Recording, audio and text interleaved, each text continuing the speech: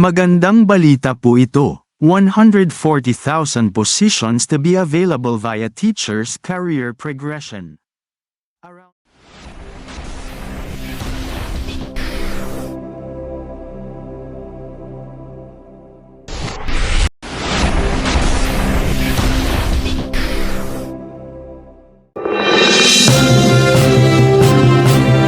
Magandang araw po mga kaguro. Magandang balita po ito. 140,000 positions to be available via teachers' career progression. Around 140,000 positions are expected to be available for public school teachers across the country next year through the Career Progression Program, the Department of Education, DepEd, said Friday, July 26, 2023.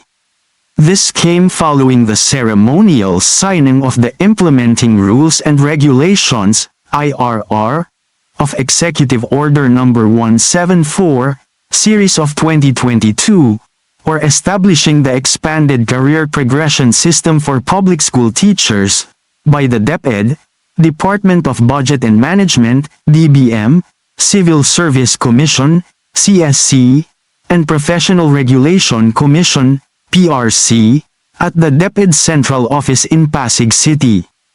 I would just really want to emphasize how much the President Ferdinand R. Marcos Jr. has really instructed and instilled in all of us how to value the teachers, Education Secretary Sonny Angara said in a speech, referring to the President's Third State of the Nation address or SONA last Monday.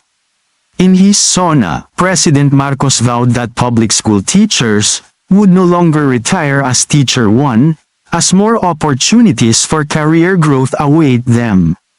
By 2025, katulad ng nabanggit meron ng kabuuan na 140,000 teachers, 90,000 of which will be coming from the result of this career progression, DepEd Undersecretary Wilfredo Cabral said in a press briefing. Under the career progression system, teachers shall be given opportunities for promotion in either teaching or administrative track. For the teaching track, additional positions include Teacher 4 at salary grade, SG 14, Teacher 5 at SG 15, Teacher 6 at SG 16, Teacher 7 at SG 17, and Master Teacher 5 at SG 22. Administrative positions shall be streamlined including School Principal 1, 2, 3, and Principal 4. For the career progression, DBM Secretary Amina Pang-Andaman said, they have allocated 1.1 billion pesos under the DepEd's 2024 budget and another 6.1 billion pesos for its implementation in 2025. However, yung 6.1 billion pesos na nakaline item yan sa DepEd, pero kapag kinailangan pa po natin, assuming na hindi pala 140,000, 145,000, 150,000, we can get it from the Miscellaneous Personnel Benefits Fund, MPBF, dagdag pa niya.